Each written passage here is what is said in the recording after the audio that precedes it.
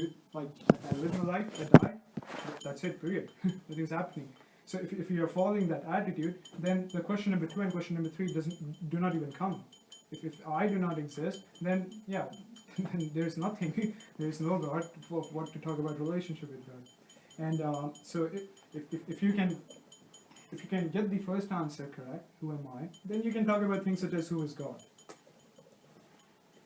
Now, after question number 2, when you're thinking who is God some higher source of energy, some power that is running the universe, or is he a person? So when you talk about these things, when you answer question number 2, then there's some room for question number 3 to come into the picture. What is my relationship with God? So otherwise, question number 2 and question number 3 are totally useless. We can just leave them. So today we are going to focus on question number 1. Who am I? And that's why I chose that short video. It was just 7-minute long video. And Prabhupada touched upon it a lot. So, who am I? There's a verse in Bhagavad Gita. It's from chapter 2, verse number 13. The verse says, Dahinosmin yatha dehe kamaram yavanam jara tatha dehantar praptir dhiras tatra namuyati.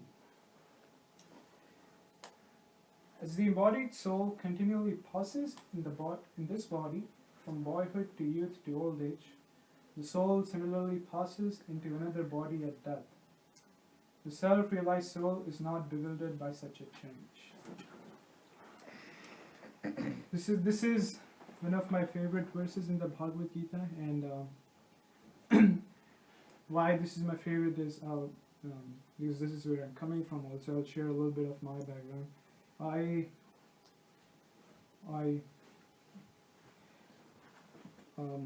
think when I was a kid, maybe 10 to 12 years old, my grandmother died, and at that time I was very much aggrieved. It was like I was very close to her, and she died. I was like, okay, what's happening? So there were things happening in the house, rituals and ceremonies. And so after 2-3 days, I was very much depressed. Like small kid, like there was a grandmother, now she's totally out of the picture. Where did she go? So I was crying. So I went to my mother and I asked her, so what happened? Where's grandma? She was like, oh, she was very sad. She was like, she died. It's like, okay. Then I asked her my next question, so are you also going to die someday? And I asked my mother, and she started crying. She was like, yeah. It's like, okay. Then after 1 minute, I asked her one more question. Am I also going to die? she said yes. And after that, I started crying. I was like, man, your dying is not enough that I also have to die. So the topic of death has always fascinated me. We live this life, so many dreams, so many ambitions, chasing dreams, friends, family, just trying to build good relationships all the time. So much investment goes. You go to school, then you get a job so that you can get married, at least for the Indians. You get married, otherwise, like, okay, let's not go to the movies now. So that you can get married, have a family, and so much effort is going, and like marriage is so difficult, but you're making so much investment so that it stays, and just one fine day, out of nowhere, abruptly, just someone dies and it's the end. Dreams. You want to become Bill Gates, you want to become Mark Zuckerberg, you have invested your whole life, so much of hard work, so much hard work, and just one fine day, something happens, an accident, a small heart attack, something happens, it's just gone, the end. So the concept of death has always fascinated me, and I was always curious, like, what's this all about? My basic understanding was, if at the end of the day you have to die, why put in so much effort? Go through education, blah blah blah blah blah blah. The idea was, even if like someone were to say that, okay, you get a good job and it's going to stay with you forever, then it feels like, okay, you should put in the hard work. okay, yeah, marriage is difficult, but you know, this is a person who's going to stay with you forever, for eternity. So you might feel like, yeah, cooperation, sacrifice, compromise, these things make sense. But just one day, out of nowhere, someone dies. That's it. It doesn't make sense. Why? So I was very curious, and I'm from India. I came to the US 3 years ago. I'm doing my bachelor's at the University of Minnesota, and I was just walking through the campus. So I always had these questions, but coming from Hindu religion, Hindu background is what I experienced in my life is it's all about rituals, practices. But there's no discussion, interactions happening. Like no one wants to talk about these topics. So the questions were always there, but they were never answered, or never answered to a satisfactory level. So I come to the US, I was walking through the campus, and one fine day, I meet this lady, and I have a conversation with her. She was in books, and I started having a conversation with her, and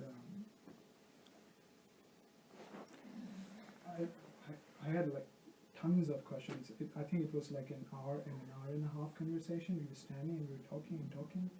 We put all the best arguments I had accumulated in my small life of 18 years.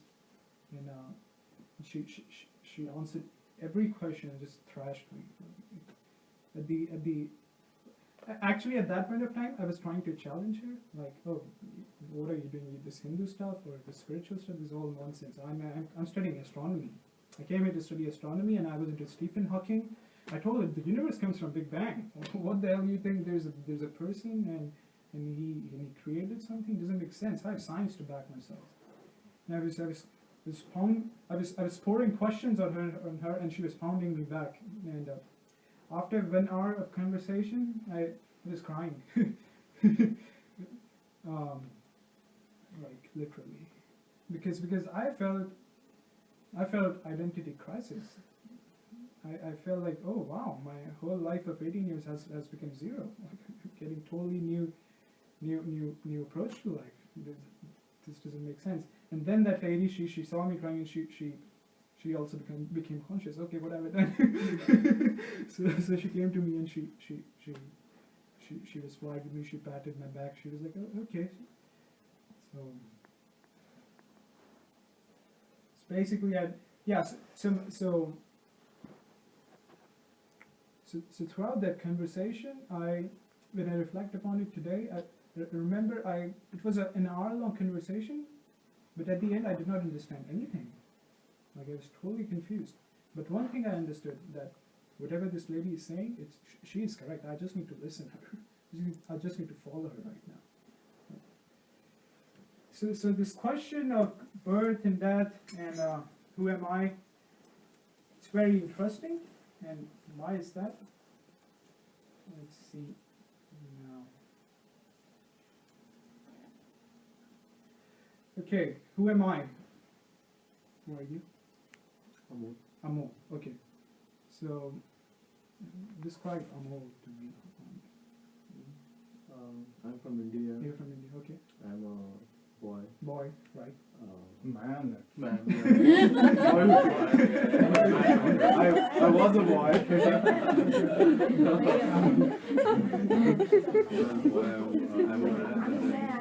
I'm from Mumbai. You're Amol, you're Indian, and you're a man. What else did you say? From Mumbai. Mumbai, okay. Yeah. And then I have an MS in mechanical engineering. Okay, Work with the company here. sure. Boston Scientific. So you listed me 5 points. Let's go through them, each of them. Point number 1, you said I'm Amol. Do you think you can get your name changed to Frederick? Is it possible? It's a good proposition actually. Yeah. Think about it. Yeah. I mean, I'm not saying you have to do it or you want to do it. Just have to. Is it possible? Yeah. It's possible, right? Yeah. It's possible in India also. My name. It's funny. My name initially was something else, and in my my name was something else, and in class 5 I got my name changed. There's a whole procedure. You need to go to the court. It doesn't matter. So there's a whole procedure. You need to go to the court, get an affidavit. You need to post it in the newspaper. that this person's name is changed. There's a whole procedure, but it can be done. It can be done at any point of your life. You can get your name changed today. My idea is that first you said I'm Amol. Now you can get your name changed. You are Frederick, so you're no longer Amol. So when I asked you, who are you? You said I'm Amol. So this becomes false. This can keep changing. You're Amol today. You can become Badri tomorrow. You can become Venkat tomorrow. You can become Karthik tomorrow. Names can change. So if I'm asking you, who are you? Just saying your name is not enough. Just think about it. Something is changing, but something remains. Like you as a person, who are you? That thing will stay, even if you change your name. So as you said, I'm Amol. I'm from India. Well, how long have you been to the US? Overall 10 years. 10 years. Stay 10 more years, you can become American. It's possible, right? Not saying that you have to do it or you will do it, but it's possible. You can become an Indian, you can become an Australian, you can become European, anything. Citizenship can change. You can acquire a citizenship. So that can also change. So when I asked you, who are you? You said, I'm Indian. This is also false. This just becomes wrong. Fails. When I asked you, who are you? You said, I'm a man. You can get a sex gender transplantation operation. Like Caitlyn Jenner, Kyle Jenner, what was his name? Kyle Jenner. So we can get into that also. Forget about boy. You can become a girl, woman. Like it's totally possible. Not from man to boy. I feel I'm a boy from inside, but then everyone is calling me a man. That itself is a big that's a big identity crisis for me. He's still saying he's boy.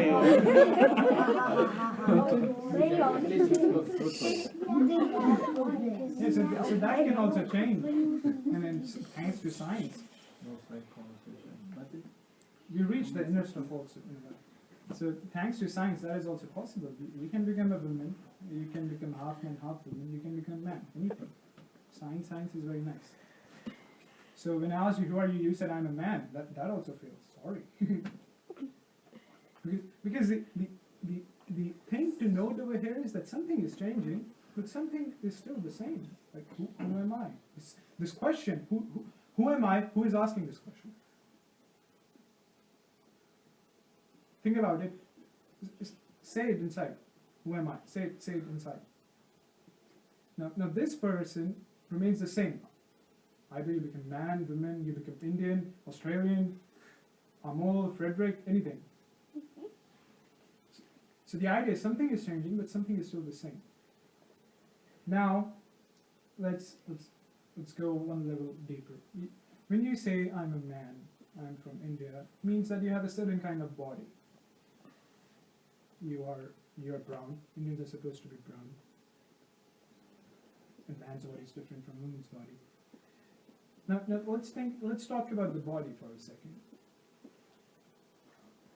So let's take the so you have a specific kind of body. You're 5'7". 5'7". She's not 5'7", she's 5'4". I'm 5'8". He's 6 feet. He's the tallest of us already. So everyone has got a different kind of body. Now let's look at the body for a second. Now you have a body. You have 2 hands, 2 legs. 1 has 2 hands, 2 legs. Now what if I were to cut your hand? Huh? Okay. What if? That's okay. What if? Okay. So you have a finger, and suppose your finger gets cut. So, and your finger is lying here. So does that mean that you are separate from your finger? Are you still alive, first of all? Mm-hmm. Yeah? I mean, we can get you done an operation also. We'll take you to the hospital. The doctor will fix it. He's going to do some bandage. He's going to fix it. Suppose let's say someone meets a car accident and he has severely injured his hand. The hand gets fractured, and he needs to get his hand amputated, get a synthetic arm or something. So your arm is separate from you. It's lying there. So your arm is here and you are there. Are you still alive? Yeah. You don't die, right? No, right? An arm is like hair. We all get haircut done. Now hair are lying there, and we are still here. Are we dead or are we alive? We are still alive. Alive. So take an example from the head. Now think about your hands. You can get your hands fractured in an accident. Now the hands are lying there, and you are lying here. It's going to be painful. It's going to be very painful, but you're not going to die. Talk about legs. Your legs can be damaged. You can get your legs replaced. Your eyes. People get eye transplant. Every single organ transplant. Stomach, liver, intestine. Every single organ can be transplanted. We have artificial heart transplants now. Heart can be taken out, and some other heart comes in. The person is still alive. I took a class in neuroscience and last semester, and in one of the classes, the professor, he said that there's a research going on at a university where the professors, they have a dog and they have a monkey in a lab, and what they're trying to do is, on a monkey, they're trying to remove his head and trying to take out dog's head and put on monkey. like literally this is happening. So the idea is that people make this first, maybe we are not the body, we are the mind, we are the brain. Like everything's come from the brain. So the idea is, okay, every organ of your body can be changed. But then the difficult part remains, what about the brain? The brain is tricky. Now they're doing it. It's actually possible that you can transplant the brain of something else, put it on something else. The person will be still alive. So my idea of having this whole conversation is this body, it keeps changing. Or it can change. But still the person inside, like you say, who am I? This remains the same. You're a man, you can become a woman. You're a woman, you can become a man. You have a heart, you can put someone else's heart. You have eyes, you can put someone else's eyes. So interesting to note, some things are changing, but some things are still the same. So the question remains, who am I?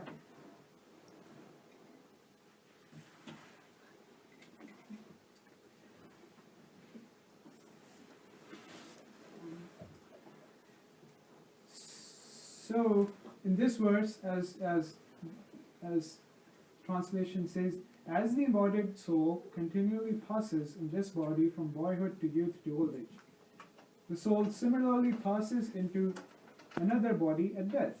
The self-realized soul is not bewildered by such a change. Okay. Let's go back to our original question. So if I ask you now, who are you? How will you respond? You said I'm something inside as a person. So what's that inside? Yeah. So from inside, I feel that I haven't changed. Okay. So that's why I started off saying I'm a boy. Okay. So the body has grown into a man's body, but from inside, I feel nothing has changed. Right, as I was many years back, I'm still the same from inside. From inside? Yeah, that's what I feel. I mean, nothing has changed. How do you define but externally inside? things have changed. Yeah, how do you define inside? Like externally, the symptoms are this body, this hand. I was this height when I was in grade 2. I'm this height when I'm in 20 years old. So these are the symptoms to discuss about external body. What are the symptoms? How do you define inside? How do you talk about inside? What do you mean by inside? So when I close my eyes and go to sleep, and then what I think, and that, I mean the world in which I am when I go to sleep, that's, I would say, closer to my inner self. Inner self, okay. Because I'm not seeing the external world, so I'm sort of disconnected from my outer consciousness. Now I'm into my inner consciousness. So that's my inner self. Or that's the closest conception of my inner self. Okay. Yeah, that's so. So it said that there are three stages. The first stage is the physical body, like we were talking about right now. The second stage is the subtle body. The subtle body consists of the mind, the intelligence, and false ego. So when I was talking to you, I said you're a man now, you become a woman now, but you can argue back. You can say, oh no, as a person I'm still the same. I was kind earlier, and I was very generous and kind, and a loving person, being a man, and even after I become a woman, I'm a kind and generous and loving man, a loving woman.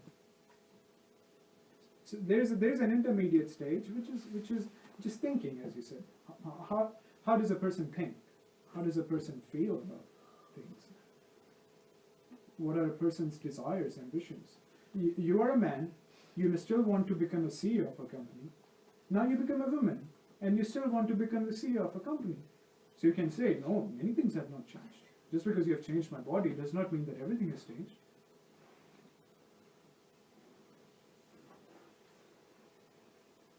Like parents. Now you say I'm an Indian, so my parents are these people. Now I become an American, does it mean that I don't have the same parents anymore? No. No.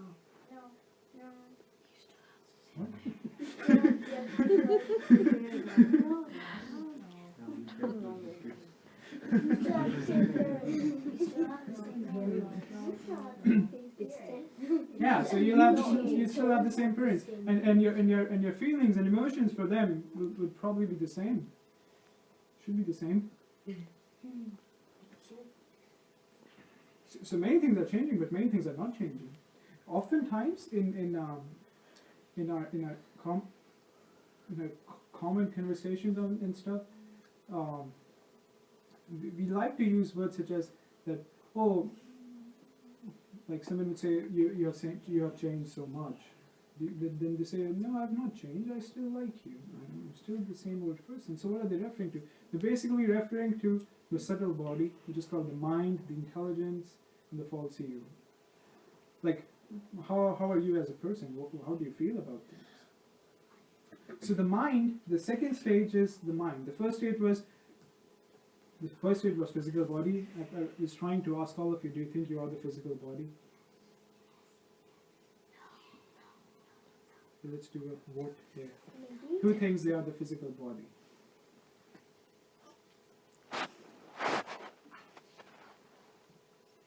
Who doesn't think they are the physical body? Yeah, let's raise our hands.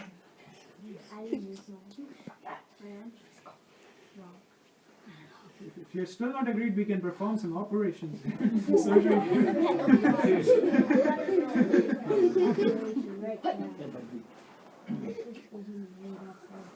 Okay, now if everyone is convinced, yeah, I'm not the physical body, my body keeps changing, I can get it changed. Now the second stage is, okay, am I something else? Maybe I'm my feelings, my emotions, how I feel about things. Maybe I'm the subtle one. So let's talk about the mind. The mind is probably one of the most difficult things to understand, especially in devotional service, because as aspiring devotees, or from whatever stuff you have come across, you realize that in scriptures again and again it's written that the mind is the biggest enemy in your spiritual life.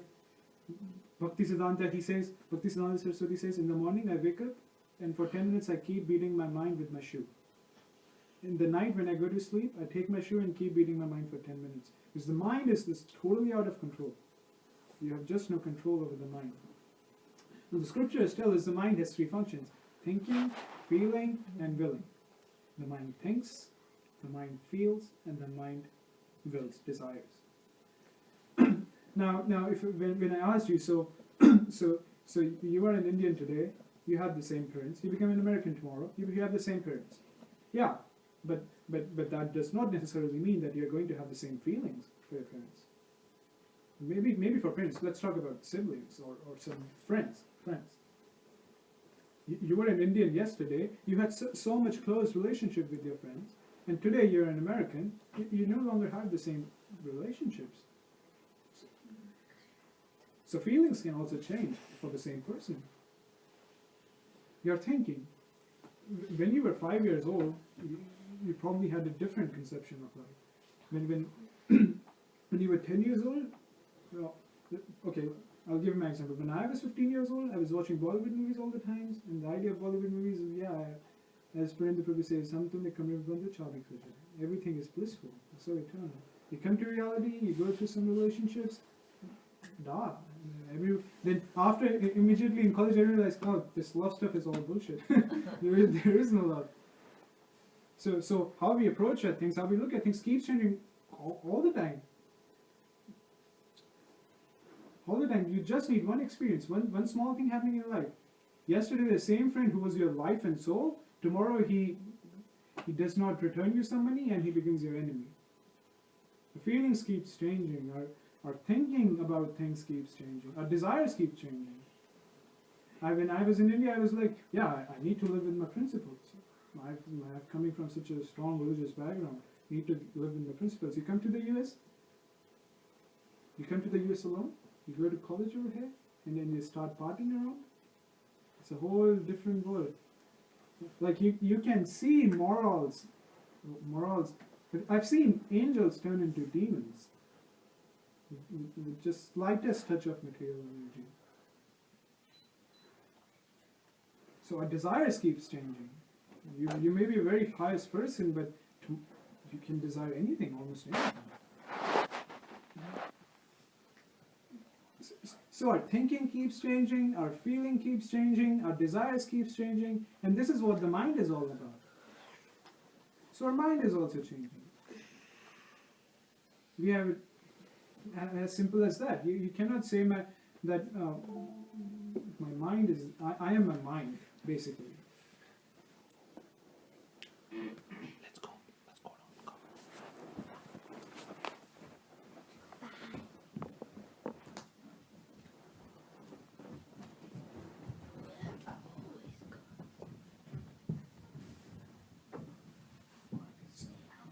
So the idea is, when I first asked you, so who are you? You said I'm this inner person.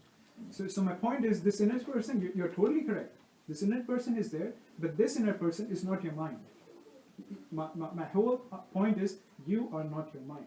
Many times in life you'll feel like Prabhupada gives an example. I'm doing some work. I'm in office. I'm doing some work, and suddenly out of nowhere a flash happens, and some memory of my childhood comes. Sure, most of you experience it. Many times I'm sitting in my class and many times I'm sitting in my class and I'm listening to the professor, and so the professor is teaching some stuff, and suddenly my mind goes somewhere else. I'm like, because the lecture is so boring, my mind just keeps going on. Maybe I should go to that water park. Maybe I should just go and watch that movie. Now you keep telling yourself, no, listening to this lecture is important. Like, this is going to come in the exam next week. I need to study for this. But the distractions keeps coming and coming. Oh, what about this? Maybe I can just do this. And you're forcing yourself, no, you have to listen, you have to attend the lecture. It can come in all spheres of life. Like distraction is equal to temptation. Distraction happens to everyone. So who is creating this distraction? Like, I want to focus over here, but the distraction is taking me over there. So clearly there are two things in this picture. I'm trying to go here, but someone else is telling me to go there. So this someone else is the mind.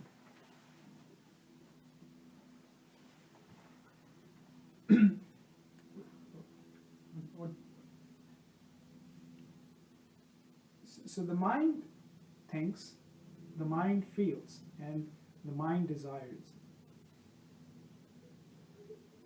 And we think it's us thinking, it's us feeling, and it's us desiring. Happens in the case of like someone does something wrong, like someone like I know drinking is bad for me, and I try to resist, but I see my friends around drinking, and I'm like, I just give in. I should. So yeah, this is a good example. So when you see your friends drinking, and you are telling yourself, no, I don't want to drink. I don't want to do this. But there's this inside voice that keeps telling you, maybe I should drink once, right? Like, I haven't tried this before, maybe I should just try it. Or you know what, yeah, I have to go to office tomorrow, so maybe I'm not going to drink 3 glasses, let's just drink 1 glass. 1 glass is fine. I'm sure all of you must have gone through it in some other field, some doing something, and this voice is always there, this temptation. And the funny thing is, it is highly rational. It will give you all the logical reasons. As Atma Prabhu says that on Friday night at 7 p.m. you'll get all the reasons not to come to Gaurigar. The mind is very expert at that. So this mind is like a highly intelligent person. But it's so easy to understand because you are like, so here is a voice in your head that's arguing with you, but here you are who are arguing against it. You're like, no, maybe I should go. This person like, maybe I should not do it. So clearly there are two things in this picture, and two things means they are different. So when I asked you, who are you? You said, I'm an inner person. That's totally correct. But that inner person, there are many things happening in the inner world. There is this, so there's this mind, and then there are you.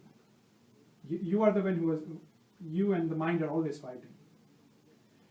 So understanding the mind is it's probably the most difficult thing, and we are told that the mind is your biggest enemy in devotional line, spiritual line. And there are many analogies. It said that mind is your biggest enemy. Then there's an analogy, the mind is like a water, it always flows down. The mind will always always take you down. It's never going to do anything positive for you. Many analogies. Now after mind, the next stage comes is intelligence. So how intelligence comes into play is that so let's go back to that example that when you're in a circumstance when you do something wrong like drinking.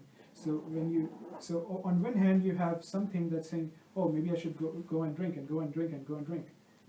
And on the other hand, you have another voice that says, oh no, I don't want to get drunk. I have to go back and do my homework assignment. I need to go to work tomorrow. And if I drink, I'll have a liver cancer and I'll get sick and tomorrow is going to be a hangover. So there's rationality over here and there's rationality over here. So the thing that's taking you down is called the mind. And the thing that's trying to take you up, positive thing, it's called the intelligence. It's exactly like, I think you might have heard somewhere, you might have seen somewhere, that the angel and the demon concept. Like sometimes they show there's a person, he has to make a choice, and he sees a red devil, a person in red with horns, that's called the devil, and a person in white robes with a circle ring, that's called the angel. So the devil is your mind, and the angel is your intelligence. So the idea is that rationality you are giving, it's many times it must have happened to you that maybe you are stuck on a question. Like I can talk from my own context. Like I'm trying to solve a math problem. I'm stuck on a question and spend hours and hours on it, and nothing is making sense. And then I go and then I go and drink a coffee, and I'm sitting at the coffee table. Then I'm coming back, and on the way back, I'm thinking about maybe some music. And out of nowhere, just an idea comes into your head, and you're like, oh yeah, that's a solution to the answer. Or it might not be math, some basic life problem. You're stuck on this issue. What should I do? What should I not do? And suddenly, out of nowhere, you're not even thinking about the topic. You may be driving your car. You may be in the kitchen cooking, and out of nowhere, it's just an idea comes. Oh, this is a solution, and you're like, yeah, you go and do it. So this solution coming to your head, or this rationality that fighting the mind, it's not exactly. It's not your creation. It's like just as the mind is not your creation, the mind is separate from you. It's giving all the rationality. It's difficult to translate into words. But if you spend some time on it yourself, you realize that there's something that's taking you down and something that's taking you up. But the thing that's taking you up, the intelligence, it's also you are not doing it. It's like coming from something, coming from a source. And Krishna. And we are told in the scriptures that the source is Paramatma in the heart. We all know there's a soul, there's a super soul. We are the Atma, the Jivas, and we have all heard the word super soul, Paramatma. So the Paramatma is in the heart. And there are many verses in Bhagavad Gita, like Bhagavad Gita 15:15, Krishna says, I am seated in everyone's heart, and from me comes remembrance, knowledge, and forgetfulness. So this is intelligence. Remembrance, forgetfulness, and knowledge. Knowledge means intelligence. So Krishna is giving intelligence. So all the rationality to fight the mind, this intelligence, it's not our own thing. It's coming from Krishna. So then in another verse in Bhagavad Gita 10:10, Krishna says, to those who are constantly devoted to serving me with love, I give the understanding by which they can come to me. And if you look at the verse, the translation for understanding is Buddhi Yoga, and Prabhupada has translated Buddhi Yoga is real intelligence. So if you read the scriptures, you'll find it again and again. Krishna says, I'm seated in your heart, I'm the Paramatma, and I'm giving you intelligence. So many times we have this idea, like someone becomes a famous scientist, someone becomes a highly philosopher, poet, and they think, oh, I am creating this. I am doing this. But someone is giving you intelligence. It's not exactly your thing. So now we have something, a force that's taking us down, that's called the mind, a force that's trying to take us up, that's called intelligence. But still, who am I? It still feels that these two things are separate from me. Now, you are the person who's making the choice. That's where free will comes. You always got a choice. You can listen to your mind, you can go to the bar and drink. Or you can listen to the intelligence given by Paramatma, and then you can save yourself.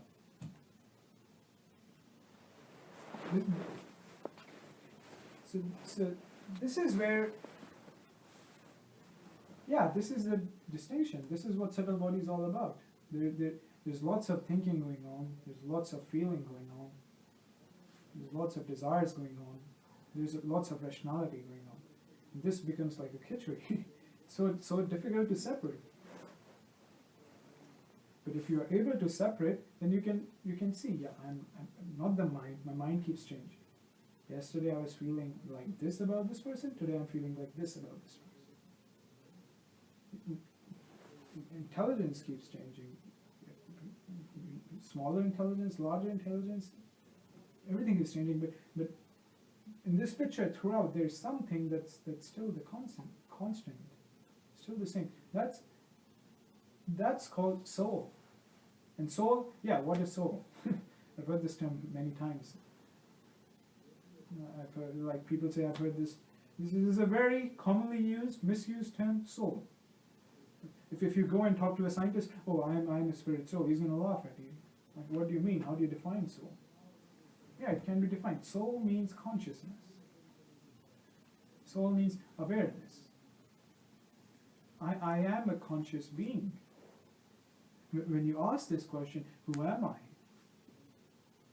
It is different from 90% of the times you must have felt that your life is running on an autopilot mode. You're just doing things without knowing you are doing things. Like, why am I doing this? Just doing this. Oh, I have to do this. Just keeps running on autopilot mode.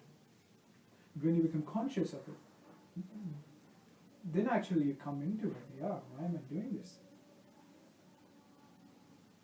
That's what you are. That's what the soul means. That's what consciousness means.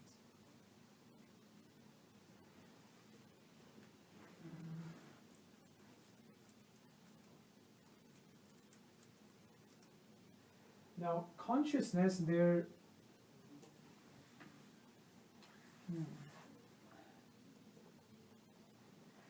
so before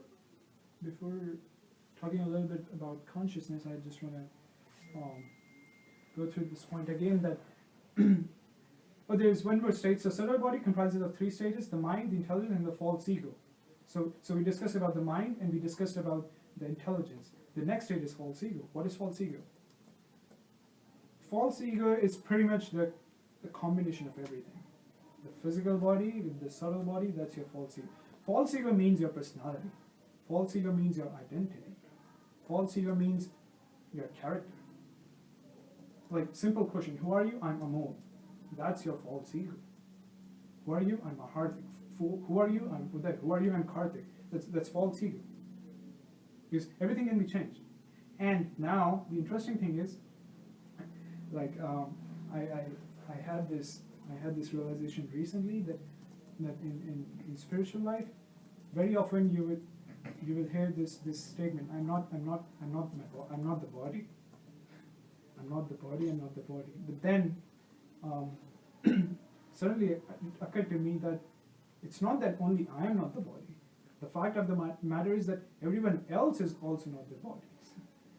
We often ignore it. I am not the body, so I should not worry about eating so much. I should look at food as prasadam. We have constrained our view to only I am not this body, and we forget, oh, other people are not their bodies also. So when you look at other people not being their body, then the whole scenario changes. When it means I'm not the body, then it feels like, oh, I'm a spirit soul. I'm like a ball of light. I'm peaceful. I'm shining and I'm flying in the sky. It's all peaceful. Oh no, but yeah, I have to go back home. I have to love my kids. I have to love my wife. Go to job. This, etc. So what's happening? The missing link is that we are not seeing that other people are also not the bodies. That means my wife. She's not the body. She's also a spirit soul. Now you are a spirit soul, she's a spirit soul, then the relationship changes. You're no longer husband and wife. Think about it. You are a man, that's why you are her husband. If you become a woman tomorrow, you're no longer her husband. So you think you are a man, that's why this relationship of marriage is there. If you think, oh, I'm a spirit soul, and she's a spirit soul, then the relationship also changes. I'm a spirit soul, my kids are also spirit souls. And the relationship changes. They are no longer your kids.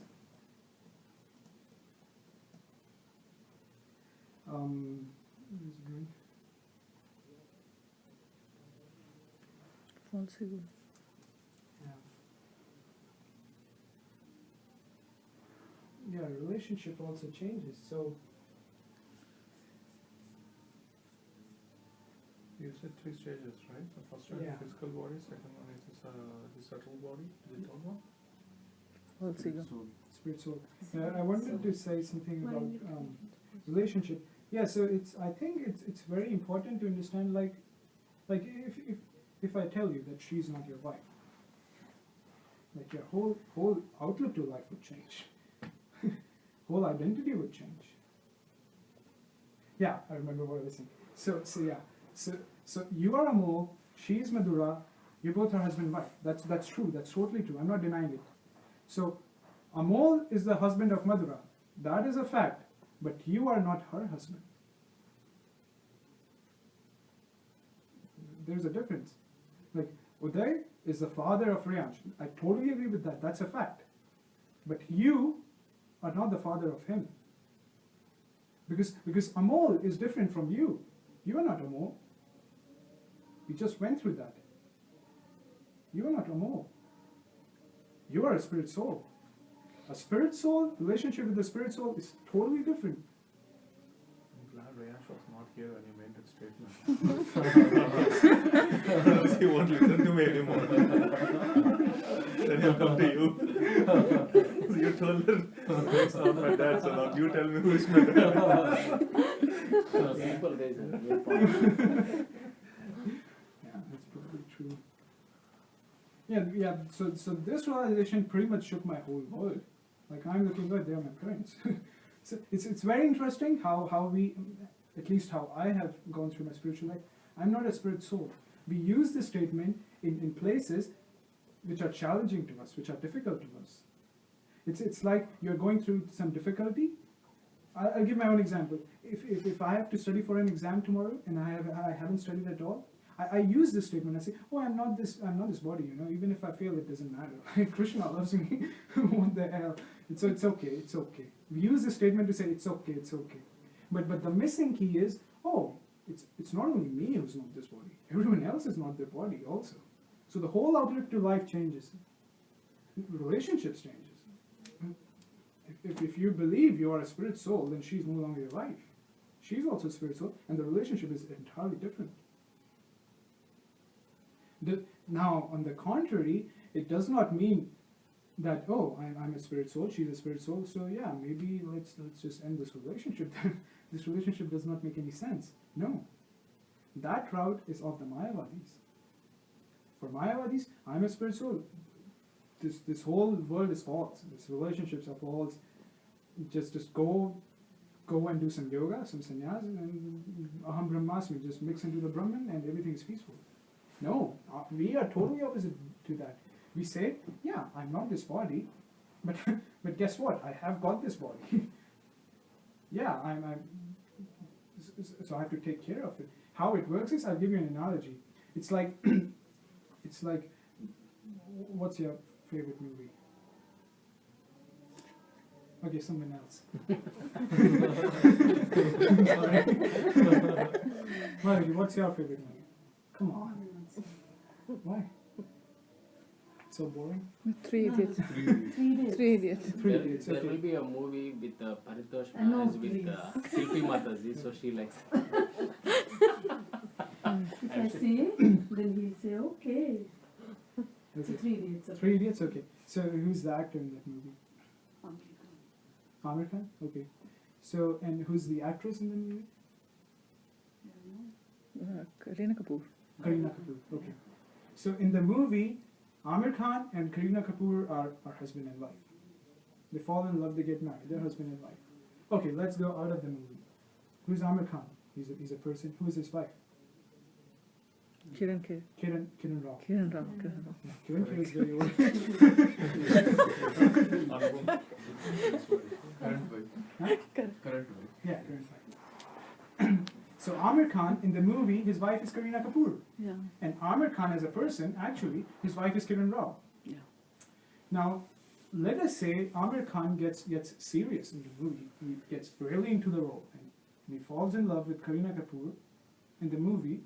But guess what? He got so much into the movie that he actually fell in love with Kareena Kapoor.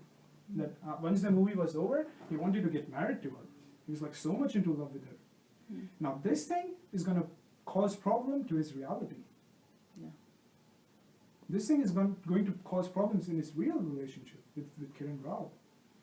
It's just going to wreak a havoc. The end, catastrophe. This is exactly what's happening with us. Exactly. We are spirit souls. We have relationships with God. And Krishna says, yeah, you need to go do it. Or actually, we want you to come to it. That's a different story. So we came here, we entered this movie, and we have a role to play. I'm Amir Khan, she's Kareena Kapoor. We need to work it out together. Because this is a purpose I'm sent here. Krishna arranged this purpose. This is not happening randomly. Krishna arranged this. So while I'm in the movie, I need to do a good job. The better job I do, the better Krishna is going to feel about it. It's totally correct. You have to do it. You have to be a good husband. You have to be a good husband to her. But at the same time, you have to realize this role is temporary. She's my wife right now. In my last life, she might have been my mother. In my last life, she might have been my uncle. In my last life, she might have been the person who murdered me. It's serious business. It's totally possible. Yeah.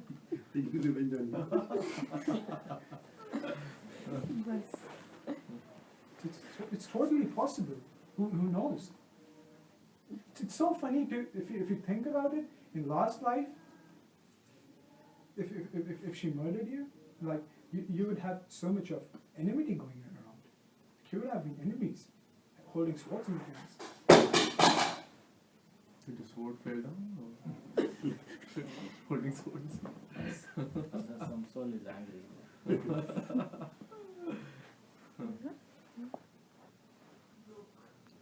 What thing? Oh, okay. Yeah. Maybe Krishna doesn't like my example. I'm sorry. Okay, let's change the example. Well, let's say you guys had a fight. You guys had a fight. So the feeling, the relationship would have been totally different.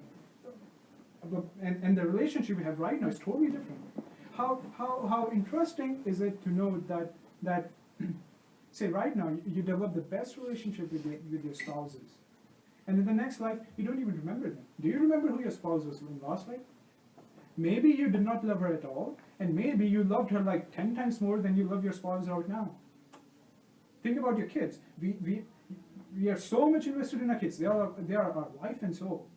But think about it. In our last life, we might have kids who would have been totally nonsense.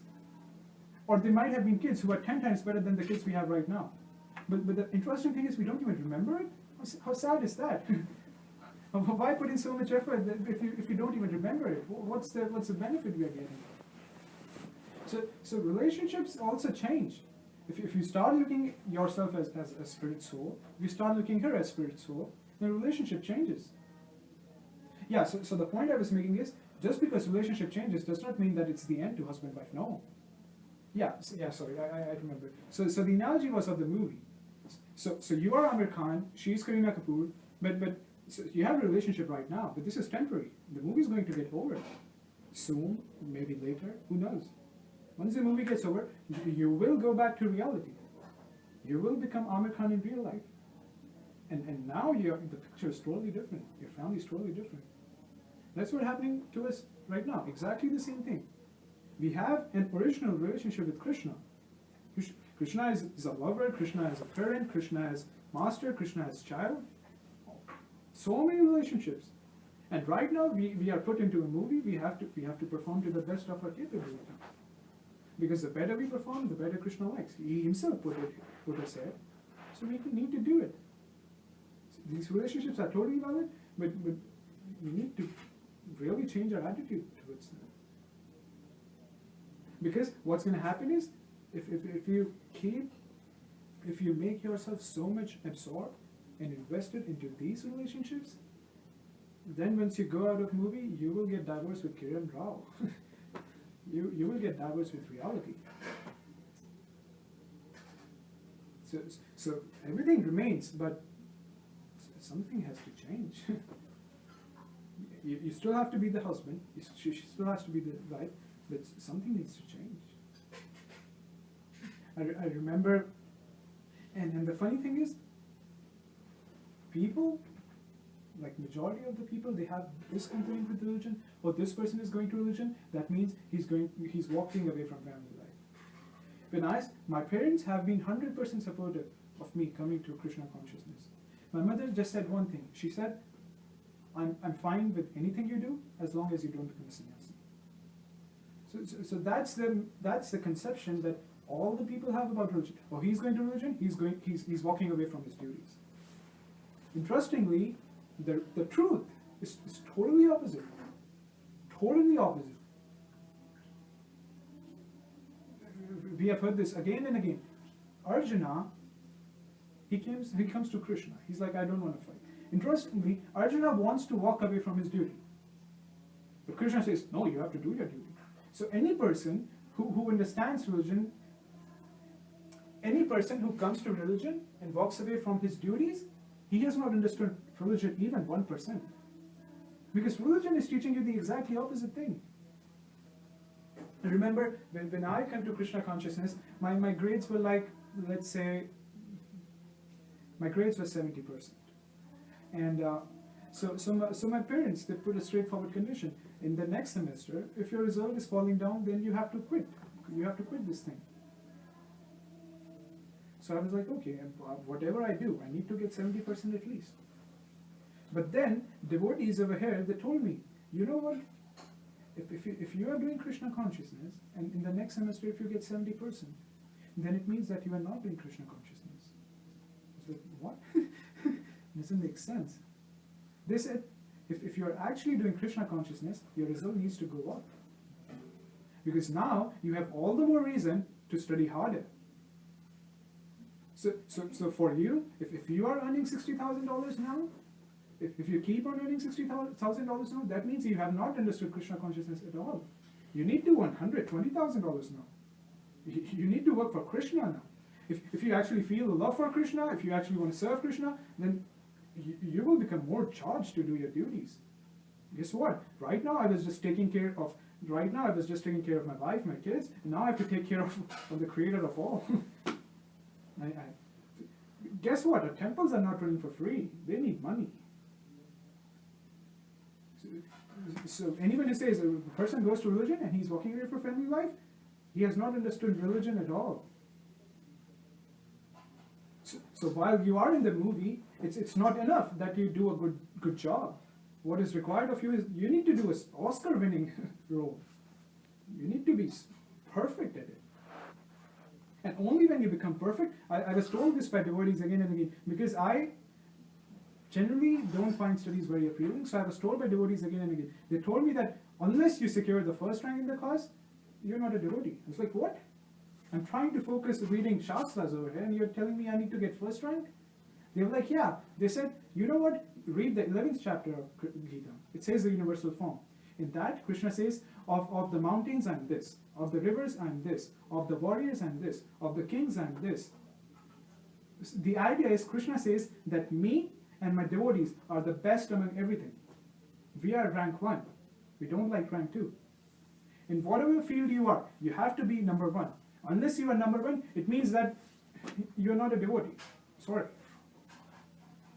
It means you have not understood Krishna consciousness. You need to be number 1.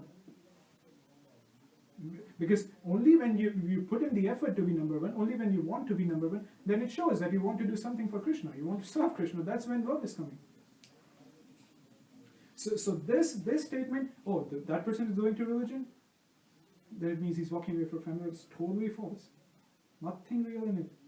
Person who has understood even slightest bit of religion, it means totally the opposite. You need to be, because now the motivation has totally changed. Like right now, you were working for your family, now you need to work for Krishna. And only if you feel that is a bigger thing to do, you are going to act upon it. Coming back to the point, these relationships are real. Mayavadi says these relationships are false. We say no, they are not false, they are temporary. They are changing. Right now, this relationship, next life, some other relationship. So my original point was, it's not enough to say I'm not the body. You need to see that, yeah, everyone else is not the body also. My children are not the body. Now the relationship changes totally. My children are spirit soul, I am spirit soul, so everything changes. They're not my children. Amol is the husband of Madhura, granted, but you are not her husband. This needs to go deep in. That is the meaning of I am not the spirit soul. It's not a theoretical concept, it's a practical concept. Your whole life changes. Just think about it. If you know I'm not her husband, you need to look at her at a totally different angle. So, this is not theory, this is practical stuff. And that's when you change, and that's when things start shifting, and that's when realization happens. This is what it means to come to the spiritual platform. So now we come from the physical body keeps changing, and then the mind and the desires keeps changing, and intelligence keeps changing. Now we are left with the soul. Okay, so what is the soul? The soul is also a person. It's not a ball of light hanging in the air, all peaceful. How I understood it was that when you ask yourself, who am I? Ask inside, who am I? Then you will notice that this I is speaking. It's asking the question, who am I? So it must have got a mouth. Otherwise, how is it speaking? And it's listening also. It's trying to understand, who am I? Then it needs to have ears also. The Shastras tell us that the soul, in Bhagavad Gita, we are told that the dimension of soul is 1/10,000 part of a point. But it says the dimension, it does not say the form. The word is dimension. So right now, because we are in the material world, our soul is in its constricted form.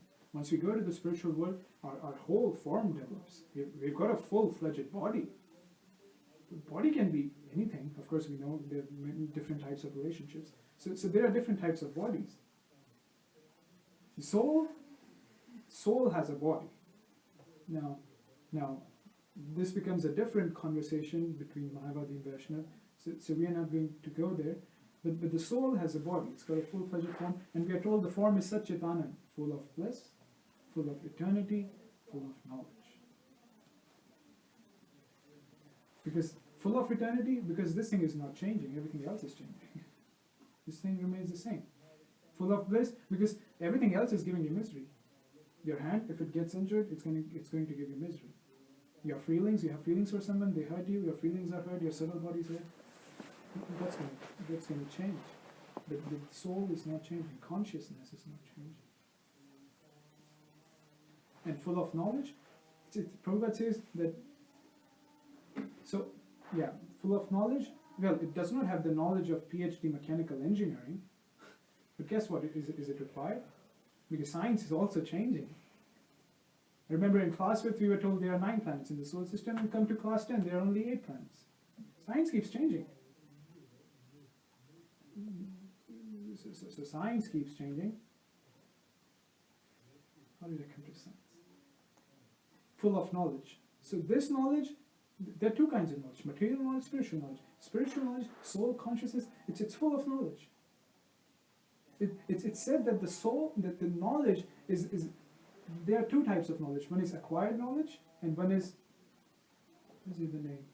Shabda Pramana. Yeah, something like that. So in the material world, all the knowledge we have to acquire it. We have to go to school, study, take tests, and then we acquire knowledge. But spiritual knowledge is totally different. It said the very nature of soul is knowledge. It's like it is built up of knowledge. Right now we are built up of hands, skin, chemicals. The soul is built up of knowledge. It's full of knowledge. But of course, spiritual knowledge. What is required, what is relevant. Full of bliss, full of eternity, full of knowledge. It has a form and it has a relationship.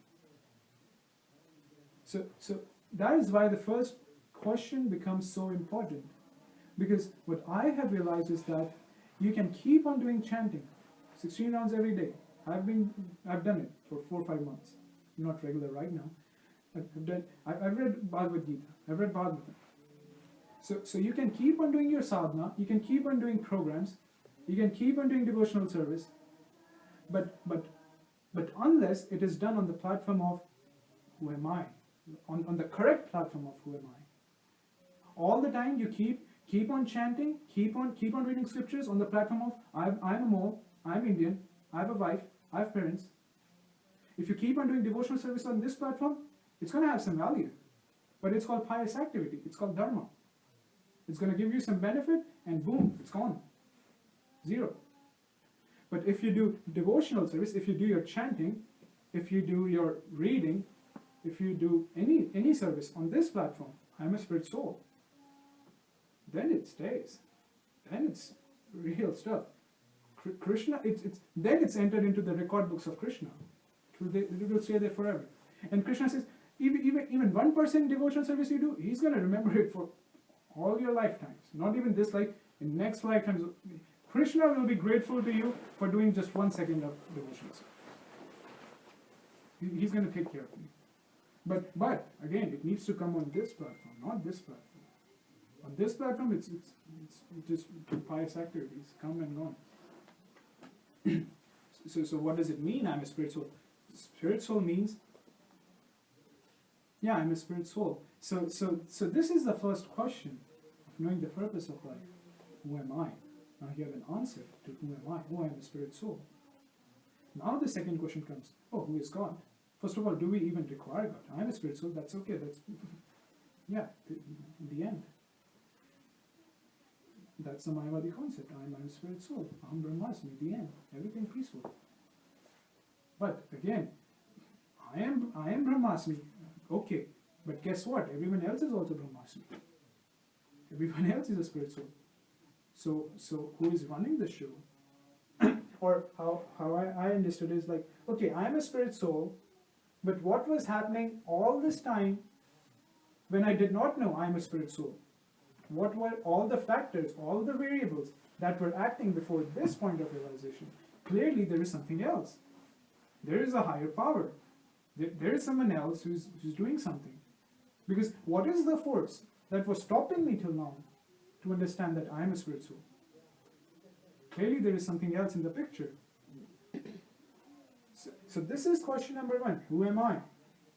Then question number 2 comes, oh, who is God? Or is there even a God? That's question number 2. There are solid philosophical reasonings, rational. We will convince you there is a God. We will just tell you. So once you get question number 2 God, question number 2 answer, okay, there is a God. Then you go to question number 3. Okay, so what's the next step? What do we do? Then So for question number 2, yeah, who is God? And first of all, you have to understand, is God just an energy, or is God a person? And then question number, if God is a person, then question number 3 comes, oh, what's my relationship with God? Just to give one statement for each, so we are told in the scriptures that Ishvara Brahma Krishna Sachidananda Vigraha Anadirade Govinda Sarva Karina Karana. So Krishna is the Supreme Personality of God. I know you don't have to believe it. You can go through the scriptures, dig some head in, you will come to that. That's okay. And then question number 3, what's my relationship with God? Then the answer, Chaitanya Mahaprabhu says, Jivera Swarupa Hoy Nitya Krishna Das. Yes, you are a spirit soul, but what does it mean? It means you are a servant of Krishna. Now you are a servant of Krishna, she is a servant of Krishna, then the relationship changes.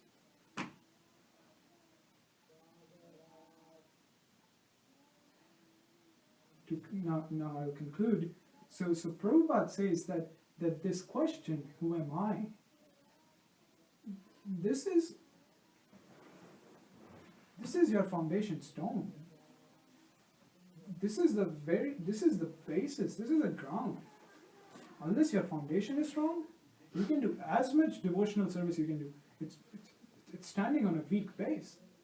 It can be very tall, but it's going to break. Just like a building. Building can be 100 stories long, but the foundation was not strong. A small earthquake, it can break. So Prabhupada says, who am I? This question, it's called Athato Brahma Jigyasa. It's the first injunction of the Vedanta Sutra. Prabhupada says, unless you come to this question, who am I? Your whole life is a big zero. I mean, not zero. Sorry. Zero means having a Mayavadi attitude. It's going to have some value. Being a good parent has a value. Being a good husband has a value. Being a CEO of a company has a value. You get some money, you get some happiness. That's totally true, but it's temporary. That's the only thing. It's temporary. Today it's there, tomorrow it's not there. Gone, poof. It's like Prabhupada says that this whole life is a dream, and when you die, you wake up. Now we know this life is a dream, but no one asked you to make a nightmare out of it. You can even while you are dreaming, you can have a good dream. Go for it. You have a life, you have material identity. No one is asking you to quit the identity and make a nightmare out of it. Go ahead, make a blissful life. Get a blissful identity. It's totally accepted. Go ahead, do it. But again, the idea is that you die, you wake up. Guess what? The movie's going to get over sometime. So Prabhupada says again and again, who am I? This is the first rule, first step. This is the basis. Again and again, you will come back to this point. This is the first step. This is the foundation pillar of devotional service. If you don't have, this is question number 1. If you don't have answer number 1, you cannot reach question number 3. Talk about developing relationship with Krishna. Prabhupada says, before this we are just animals. Eating, sleeping, mating, defending. Dog eats in the garbage, you eat in 5-star hotel. When dog sleeps on the street, you sleep in, as Prince Babu says, $50,000 comfort bed.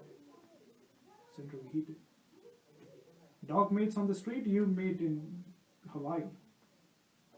And dog defends by barking, and we have nuclear weapons. But the activities are same. All this education, all this job is just for the purpose of defending, like or to help in eating, sleeping, mating. The activities are the same between human and man, unless you have this foundation brick. The foundation brick is Athato Brahma Jigyasa. You need to come to the question: who am I? What's the point of going through this life if I have to die ultimately at the end of the day? And then take another birth. And now, if you don't believe in karma, that's a different conversation. If you don't even believe in reincarnation, that's totally fine. But that's a different conversation. You need to be honest with yourselves. Like, if you believe in karma, if you believe in reincarnation, then these things, become important. Like it very much Prabhupada says, so is it very nice that you have to change body again and again? He says, an intelligent man asks, oh, why should I not have one body just once and get done? He says, that's an intelligent man.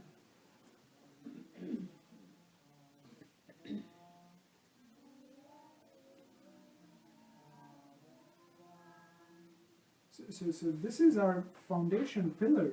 Who am I? We need to get this question answered, and not theoretically, as I am doing all the time. It's easy for me to give the class, but when I go back to the U, I'm thinking, when I'm going to get married, who I'm going to get married. So theoretically is one thing, but we need to. So theoretically it's a different thing, but when you start practicing the real relationship, it becomes a different. Then the realization comes. Otherwise, all this are devotional service, all this chanting, reading, doing programs. You can chant, you can have the tallest building in the world, taller than Burj Khalifa. And Question here. Without doing all this devotional service, do you think that we can get that self-realization of who am I? Which one is the start? We have to do this basic devotional service, and over a period of time, you will get the conscious who am I? Or because otherwise it's going to be very difficult to just conceptualize. Just coming, walking on the road, and you just call me and say who am I? This is what you are. So the answer, according to my understanding, that is why you should get it answered by Pranindra Prabhu, Atma Prabhu again, but I'll share my understanding. So the question needs to come on your own. The answer is going to come from devotional service. The question, your own life experiences need to produce this question: who am I? Why am I doing so much for my family, my wife and my kids? I love them so much. I genuinely love them, but that is why. This is my whole reason. My whole reason of disappointment. I love my parents. I love my sister. And that is why I don't want them to die. So what do? It was not the attitude of an escapist. Oh, I got spirituality, I should run away from it. I was like, no, this spirituality seems a very great idea to me, but I still love my parents, I still love my family. So what do? The question needs to come on your own, and you don't have to do anything for it. You don't need to conceptualize. Your own life experiences will generate this question. Need to produce this question. Who am I? Why am I doing all this? What is this life all about? You don't even need to go to the Himalayas and do meditation for this question. It will come from. I'll give you an example. I still remember this in my 12th class. In my English textbook, there was a chapter called Rat Trap Peddler. Basically, the person who makes rat traps. In the first paragraph of that chapter, that person he used to make rat traps, and he said this like this. He said, the whole world is like a rat trap, and its people. So every person is a rat, and every other person in this world is a bait. A bait means like the food you put in the trap. So he said, I'm a rat, and each and every single person is like the food, and this whole world is a rat trap. He understood the purpose of life. He was done. So a person who makes rat traps, he understood the meaning of spiritual life, and we, having our PhDs and working at Google and IT engineers, we have not understood the meaning of life. Now that person did not go anywhere. His own life experiences produced this question: who am I? You don't have to do any single thing. Just become silent. It's just funny. I told my dad also this thing. My dad works like 10 hours a day, and I told him it's difficult for you. I gave him a challenge. I dare you. You lock yourself down in a room and be there for 1 hour. Don't talk to your wife, don't talk to your kids. No television, no phone, and no lights. It's so difficult for us to live with ourselves, to be with ourselves. And that is why it's so funny, it happens at a very subconscious level, very subtle level. All these things we are doing, I'll answer your question again. All these things, all these activities, our family affairs, our duties, this is our escape route. Because at a deeper level, all of us have this question, who am I? No one can deny it. It's part of the soul. It's the nature of the soul. You cannot separate it from you. It's there. But why you engage in activities is because we are so afraid of it. We have no answer to it. No clue at all. My mom used to give this analogy. My mom, she noted this tendency in me when I was a kid. And if tomorrow there was an exam, the day before the exam, I would go to the park and play all night, all day, all evening. And my mom would know that every other kid who has an exam, they study like 5-6 hours before the day. And I go to the park and just keep on playing. So my mom, she noticed it very well. Then she had a conversation with me. She said, you know what happens when a rat meets a cat? She told me, here's a rat and here's a cat. Now the rat sees the cat. Guess what the rat does? The rat closes its eyes. And he says, oh, the cat is gone. So my mom said, I know you haven't studied. I know you are scared of the exam. But you close your eyes, you go to the park, and you keep on playing for telling yourself, oh no, there is no exam, just forget about it. She said, on the contrary, if the rat chooses to open its eyes, there's an option, he might be able to run and save his life. It might not be true. The cat may surely overrun it and eat it. But still, there's this possibility that you can save yourself. So similarly, this is my understanding. I'm sorry if this is wrong. Right now, each and every one of you has this question. Somewhere deep down, who am I? Why am I doing all this? But at a very, very, very subconscious level, at a very, very, very subtle level, we have just buried dirt and dirt and dirt upon it. That's why it's called material dirt. We have purposefully, deliberately, intentionally sought the route of family, children, job, title, power, intentionally, just so that we don't have to look at the ugly reality. Because we are so afraid. We don't know the answer. How do you explain what happens after death? I have no idea. Who has the idea? Who talks about this stuff? We all have this question, but we are so scared, so afraid, we don't want to look at it. And that's why this happens intentionally. I'm telling you, it happens deliberately. Because you can't live in fear. You need to fool yourself. I did not study for the exam. I know I'm going to fail. I can't live with in that state for the next 12 hours. I need to seek some refuge. I'll go out to the park and play. I don't know the answer. What happens after death? What am I doing here? What's this life all about? It's so frustrating, so fearful.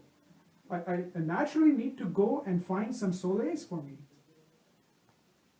That's what material world is. That's what relationships are. Material relationships are. So coming back to your question, first of all, my answer is everyone has that question. Who am I? You don't have to get it. It's already there in you. And my second answer, your own life experiences should produce it. You don't need to do anything separate. The person who made rat traps, he understood the whole meaning of life. You need to understand the meaning of life from your IT. I understood the meaning of life from computer. I did not understand. I watched this movie. I don't know whether you watched Koi Mil Gaya? Have you heard of the movie? Mm-hmm. Koi Mil Gaya? It's about the alien comes to Earth. And I remember in that movie, Hrithik Roshan, when he was mentally unstable. Yeah. He was mentally unstable, and so he goes to the class and he tells his professor, he says, I want to learn computer. And the professor says, you are a dumb kid, you need to go to mental asylum. You cannot understand computer. And then, after the alien comes, he's transformed, he becomes smart, he goes back to the professor, and he learns the computer, and he said, my dear professor, you need to understand one point. At the end of the day, it is man who made the computer, and not the computer who made the man. That is why the work a man can do, the computer can never do. I'm studying computer science. Computer science is all about this thing. Studying computer science, studying software engineering, I've understood. Like the meaning of life. Like computer, it can be very, very smart at doing things. It can assist us in every possible way. But guess what? At the end of the day, it's man who makes computer. The same is true about God.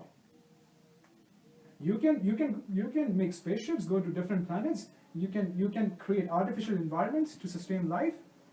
You can control earthquakes. Guess what? At the end of the day, he created you. You cannot excel him. So I had this understanding. No matter what I do, someone else is superior. So your own life experiences need to produce. The question is already there. Your own life experiences need to unravel it again.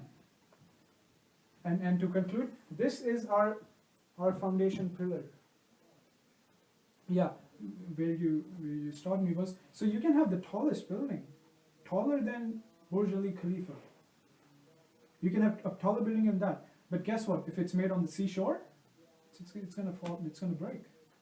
So right now you're chanting 16 rounds. You can chant 128 rounds tomorrow. But again, that's going to be on this platform. On the platform that I am Karthik, I'm the body, he's my husband, he's my wife. It's going to have some value, it's going to break. On the contrary, you come to this platform, and you chant one name. Krishna says, one name, you're liberated. But then your foundation should be rock solid, that just one name can take you back to Krishna. So you come to this platform, and everything works. So Prabhupada says it again and again. This, who am I, question, is the foundation, is the pillar. First step. You need to be rock solid at it.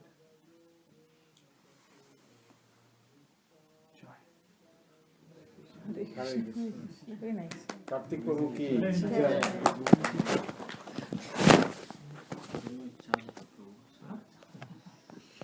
Charged up so much.